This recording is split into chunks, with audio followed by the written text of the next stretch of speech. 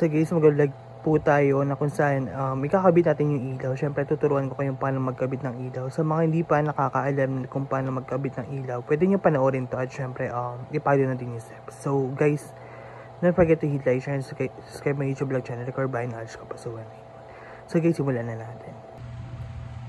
So guys, nandito nga pala yung ilaw. Siyempre nakapundi yung ilaw kasi hindi pa siya nakalagay. So guys, nalagay na natin siya para fix na siya, tsaka makita nyo lang kung paano mag. So guys, ito siya guys, syempre kakabitan natin siya. So guys, panoorin guys.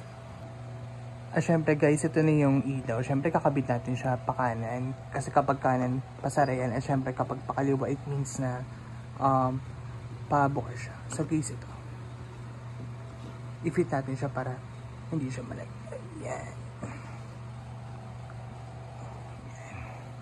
Check natin. Bubuksan na natin siya guys. Tignan natin. So yan na guys.